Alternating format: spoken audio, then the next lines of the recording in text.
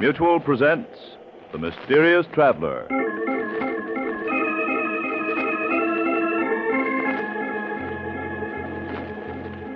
This is The Mysterious Traveler, inviting you to join me on another journey into the realm of the strange and the terrifying.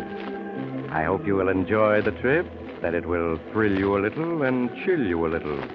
So settle back, get a good grip on your nerves, and be comfortable, if you can, as you hear the story I call They Struck It Rich.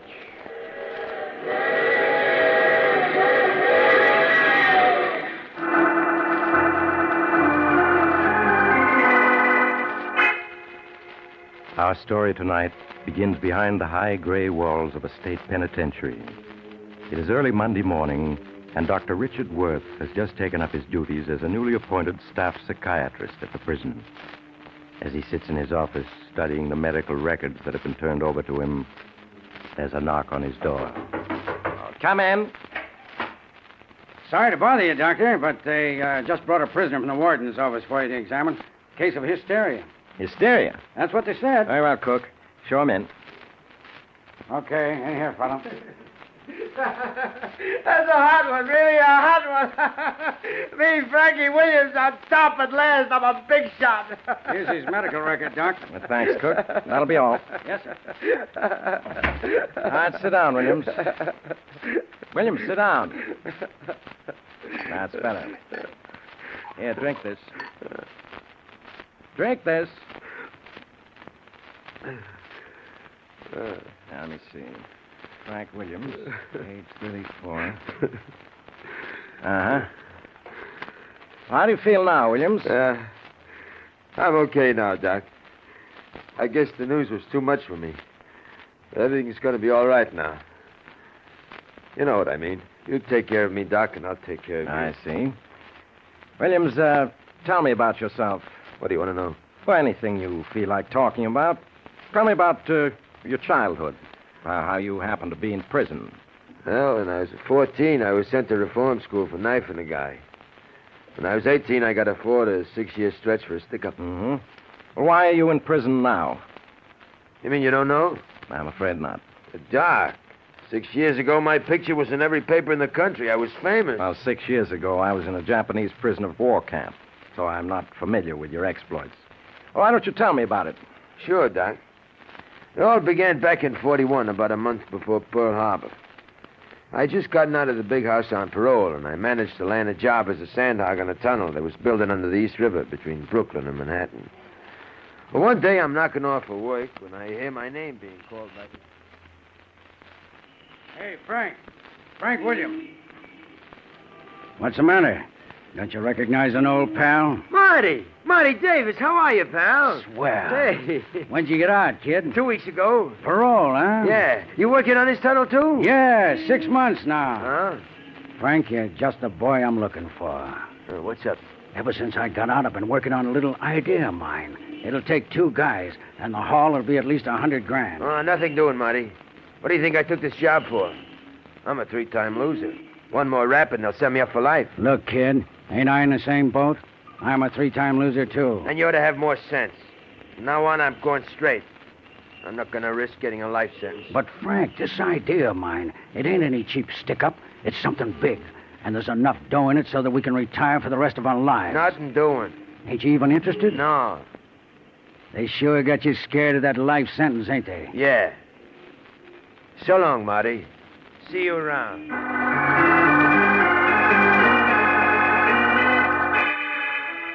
I left Marty standing there, Doc, and walked away. There's one thing you got to say for Marty. He don't discourage easy. Day after day, he'd be waiting for me when I knocked off work. We'd have a few drinks together, and then Marty would go to work on me, trying to suck me into this big job he kept hinting about. Got so I took to avoiding him. And one night, while I was in a bar on the east side, Marty comes in and sees me sitting alone at a table. He pulls up a chair and sits down. Hello, kid. Did you hear the news? What news? Now that this country's in the war, they're going to stop working on the tunnel. You and me are going to be out of work in a couple of days. It's okay with me. I was getting sick of that job anyway. What are you going to do now? I don't know. Why don't you play it smart? Throw in with me. I tell you, kid, this job I got lined up can't miss. That's what you keep saying. Frank, I feel so sure that if you knew what the job was, you'd go in with me. So I'm going to tell you about it. I ain't asking you to. I'll take a chance. While we was in stir, you remember me telling you about where I grew up? Yeah, on the East River up around 106th Street. Yeah, at Hellgate. I also told you about the way I was a sewerage pipe inspector for the city when I was a kid. Yeah, I remember. Frank, not many people know what the island of Manhattan is like underground. It's more than just a couple of subways. Why, underneath the streets are big gas mains, water pipes, electric lines, phone cables, and tunnels. And sewerage pipes big enough to drive a car through. What are you getting at? Kid, there's hardly a square foot underground this island that ain't honeycombed with pipes and sewers. And when it comes to sewerage systems up in my old neighborhood, I'm what you might call an expert. Okay, so what? Come on over to my room. I want to show you something. Yeah, what? You'll see. Come on. Let's go.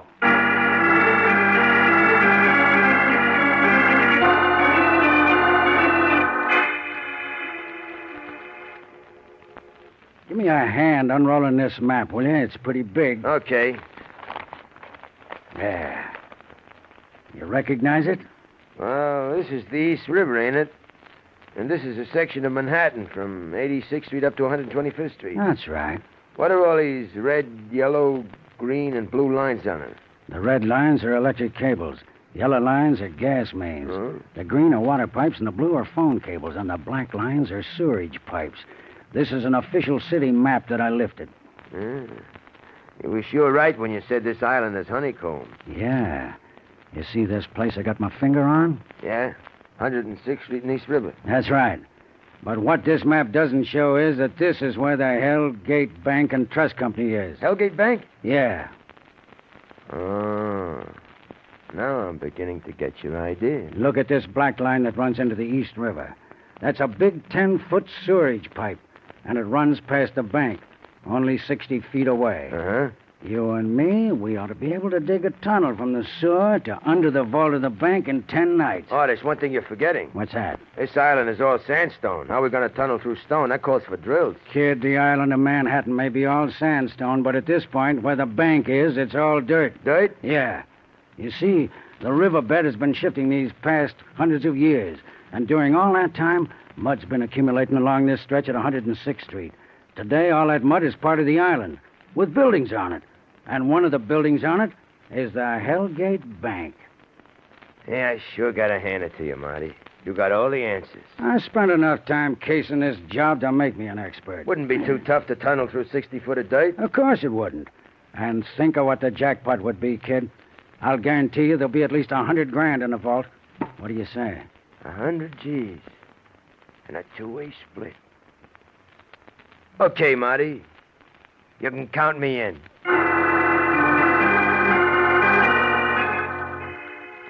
A few days later, Marty and me moved into a basement cold water flat a block away from the bank.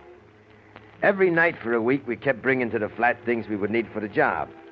A two-man rubber raft, shovels, pickaxes, flashlights, tape measures, small boards for shoring up the tunnel.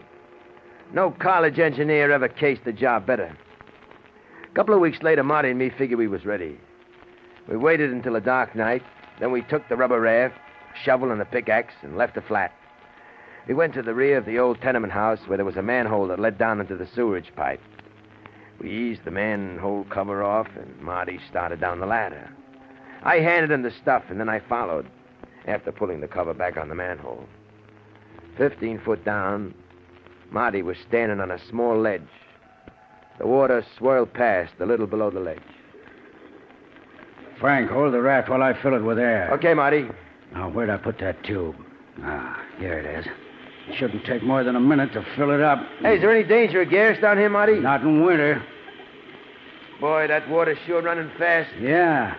We'll have to be careful or we're liable to be swept out to the river. Okay, Frank, she's all filled up. Now drop the raft into the water and hold on to it. Right. Now, just wait until I tie the end of this rope to the ladder. There. Now get in, kid. Yeah. That's it. Now hold the raft steady while I get in. Easy does it, Marty. Now, I'll play this rope out nice and slow, and we'll float down to the right spot. Here's the first knot on the rope, and that's 50 feet. 100. 150. 200. This is it, kid. Right here. Okay, Marty. Now try to hold the raft as steady as you can while I break into the wall with this pickaxe.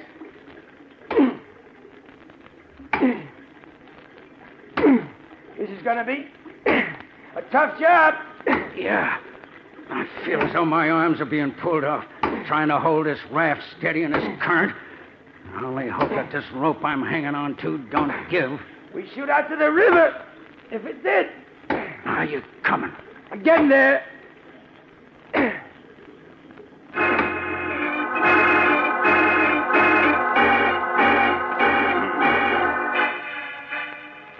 That night, we broke through the concrete wall and reached dirt. The second night, we tunneled through 5 feet, slanting it upwards so that if the water in the sewer rose, our tunnel wouldn't be flooded. The third night, we dug another 6 feet, shoring up every other foot so there wouldn't be any cave-in. Night after night, we worked. And soon the tunnel was slanting down sharply so as to end up under the floor of the vault. While one of us dug, the other would get rid of the dirt. On a Wednesday night, exactly 2 weeks from the time we'd started, we figured we were under the vault of the bank. Marty and me rested up a couple of days. Then on Saturday afternoon, we went over our plans for the last time. Well, this is it, Frank. Tonight's the payoff. At about 9 o'clock, we'll leave. Yeah, it shouldn't take us more than an hour to burn through the floor of the vault. You know what those old bank vaults are like. The sides and top are a couple of feet thick, but the floors are always thin. Sure. We won't have much trouble. We should have the vault cleaned out by midnight. We'll spend the rest of the night getting rid of the equipment. The river, huh? Yeah. Then we'll go over this flat with a fine-tooth comb. Make sure we ain't leaving anything behind. And we'll wipe down the whole place so the cops won't find any prints. By tomorrow morning, we should be ready to travel. That's right. When the bank opens Monday morning, we'll be in the hideout upstate. A few months there, the heat'll be off. And then you and me, kid, are gonna have ourselves a time. We sure are, Marty. Okay. We'd better try to grab a couple hours shut-eye. We got a tough night ahead of us.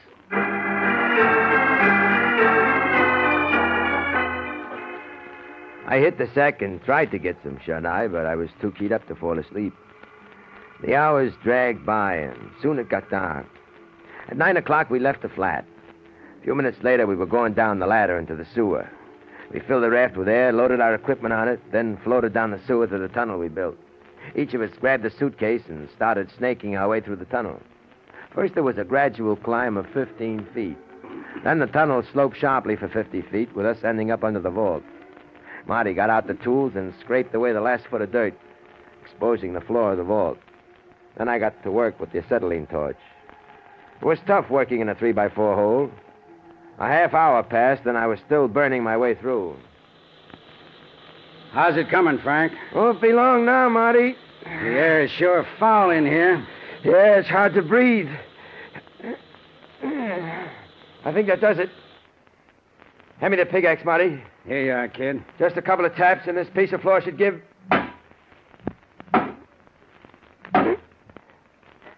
Here it comes. Help me ease it down. It's a pleasure. There. Okay, kid. Up you go. You got your flash? Yeah, I got it. Hey, Marty. I'm in the vault. We came up dead center. You sure had it figured out to the inch. Not bad for a guy who never finished the 5th grade. Come on, kid. Let's take a look at the cash drawer. Yeah. Hey, Marty. Look at it. The whole drawer is full of bundles of bills. There must be 100 G's here. That's only part of it. Now remember, no new bills and nothing smaller than 20. Okay, Marty. I'll get the suitcases.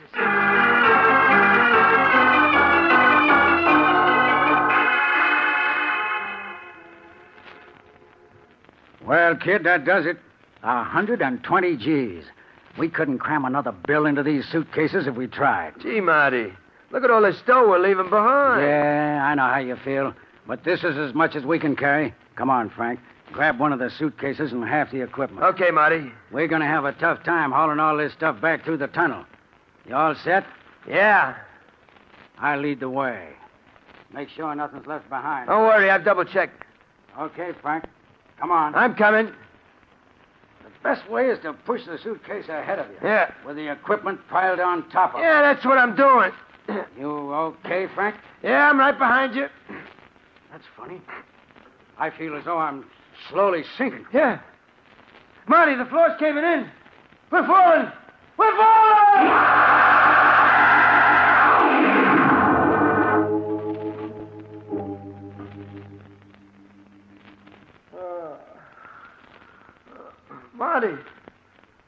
Marty, where are you? I'm over here. You okay? Yeah, I think so. What about you? I just had the wind knocked out of me. Sure is dark. What happened? The floor of our tunnel caved in. Yeah. I wonder where we are. You got your flashlight? No, I dropped it when I fell. Yeah, so did I. Feel around, Frank. Should be near you. Okay, Marty. This would happen to us just when we hit the jackpot. Yeah.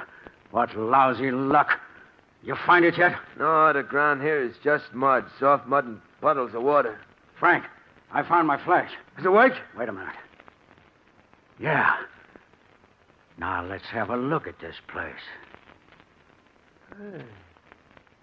It's a small cave. Yeah, you're right. Wait till I shine the beam on the ceiling. Marty, look. There's the hole in the ceiling where we fell through. Yeah, that was a 30-foot fall. If we hadn't landed on mud, we'd really been banged up. Without a ladder, we'll never be able to reach that opening in the ceiling. Yeah, I know. Now, let's see what the rest of this place looks like. Ain't very big, is it? There's nothing but mud walls.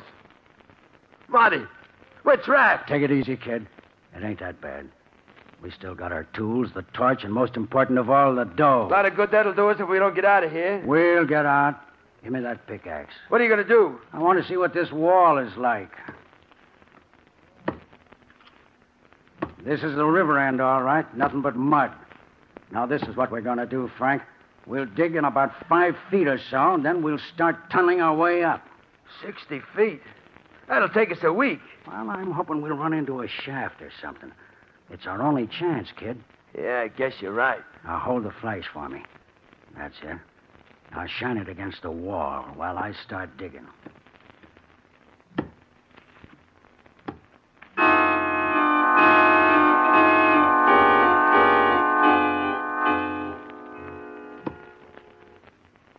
I guess you dug about 3 feet, Marty. Yeah, just about. Want me to take over? I ain't tired yet. Frank, I struck wood. Heavy wood. What do you think it is? I don't know. Maybe it's the wall of an old cellar. A cellar? This deep? Could be. Hold the flash closer while I scrape away the mud from the wood.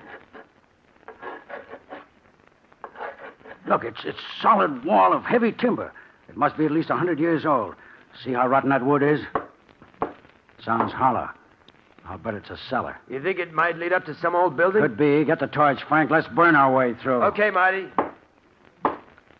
It feels about 8 or 9 inches thick. Well, here's the torch, but it ain't gonna last long, Marty. It's almost all used up. Yeah, I figured as much. Well, go ahead, kid. See what you can do.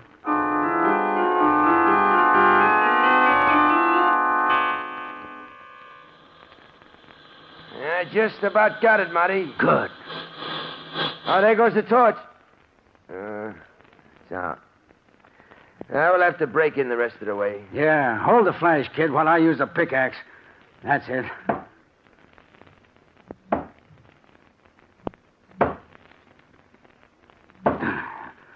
A couple more and it should give. We got an opening. Give me the flash, Frank. Here you are.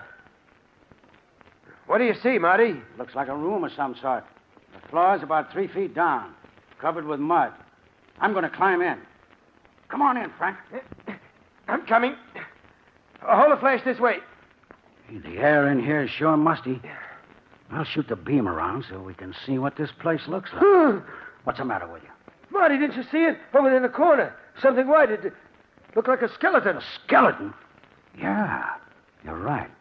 Let's take a look at it. Marty, I want to get out of here. I don't like this. Get hold of yourself, will you? Well, look at this.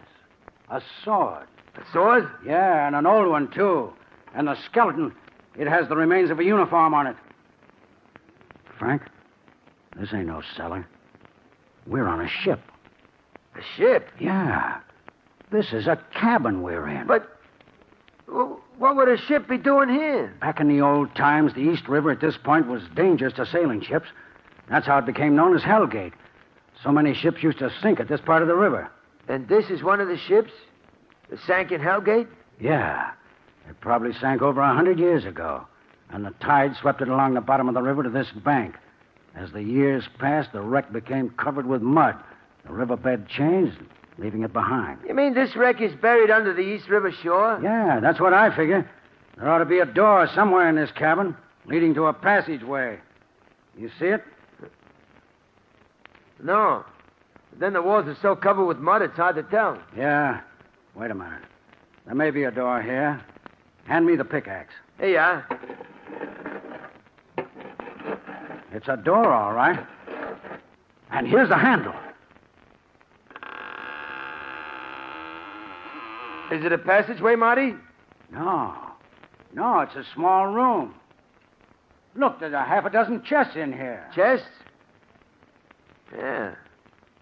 They have locks on them, too. Wait till I break the lock on this one. That does it. The lid seems stuck. Help me lift it. Okay. Now lift.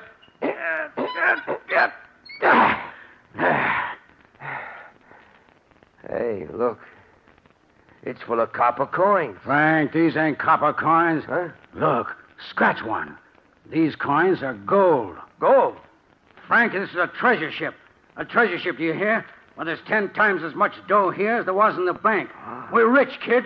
We're rich. How much do you think there is in here? I don't know. But there must be millions. Think of it. And it's all ours. How are we going to get it out of here? How are we going to get out of here, Marty?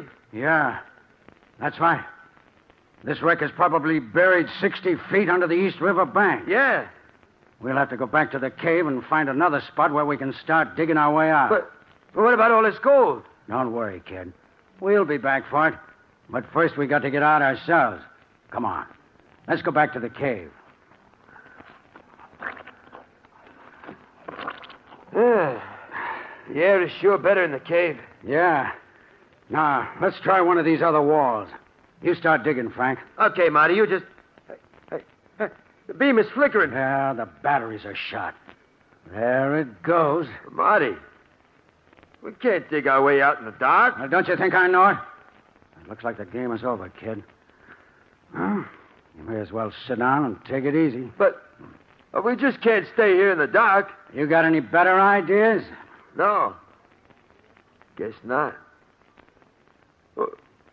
What's going to happen to us, Marty? Come Monday morning, the cops will be swarming all over the bank. They'll find the tunnel we dug under the vault, then they'll find us. Probably some fat sergeant will fall through the tunnel and land in our laps.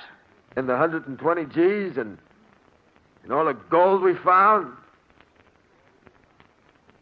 Well, the bank will get back the 120 G's, and as for the gold we found, your guess is as good as mine. That's a hot one. We hit the jackpot twice in one night to the tune of millions, and we end up behind the 8-ball. This is really a hot one. All that has to happen now is for that fat sergeant to fall through the tunnel and land in our lap.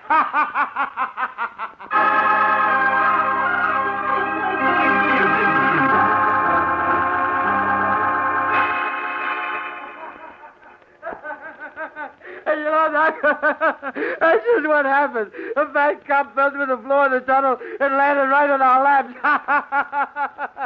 Ain't that hard one? Williams, get hold of yourself. Get hold of yourself. Yeah. I'm okay, Doc. I'm All right. okay. What happened after the police found you in the cave? Well, Marty and me led the cops to the wreck. You should have seen their faces, Doc, when they saw the gold. And the wreck you discovered, what ship was it? You mean you didn't read about it in the papers, Doc? Back in January of 42? Oh, it was in all the headlines. I told you that at the time I was in a Japanese prisoner of war camp. Oh. Well, Doc, that wreck that Marty and me found buried in the mud was the British treasure ship Hussar, which sank in the East River at Hellgate on September 13, 1780. British treasure ship, huh? How much gold was it carrying? £1 million in gold, Doc. That's over $4 million. $4 million. Yeah. The gold was sent over here to pay off the British soldiers who was fighting the Americans during the Revolution. I see. Marty and me heard all about it while we was waiting to go on trial for robbing the Hellgate Bank. I see by your record here you were found guilty and received a life sentence. Yeah, me and Marty both. The Hellgate Bank robbery made us 4-time losers. It's been 6 years, Doc, since we found the wreck. 6 years. Tell me, who got the $4 million in gold that you found? Ain't you heard, Doc? Heard what? Well, I just come from the warden's office. The warden, he tells me that after 5 years of legal scrapping by my mouthpiece, Marty and me are going to get $2 million of that gold. Think of it, Doc. $1 million apiece. $1 million? Yeah. Ain't that a hot one, Doc? The court gives me $1 million. You know what that means? I'm a millionaire. The richest guy in this prison. Only, Doc, how am I going to spend it?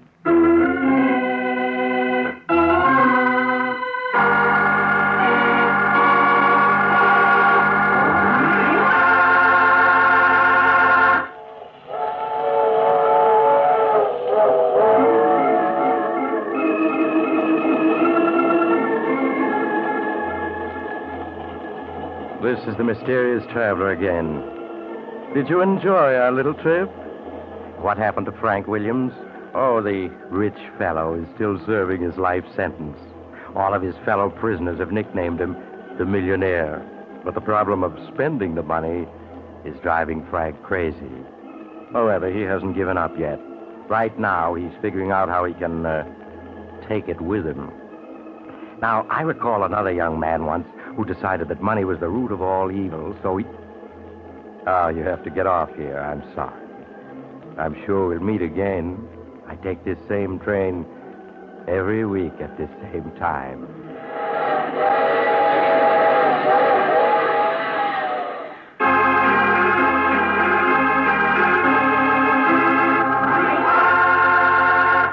You have just heard The Mysterious Traveler, a series of dramas of the strange and terrifying. All characters in tonight's story were fictitious, and any resemblance to the names of actual persons was purely coincidental.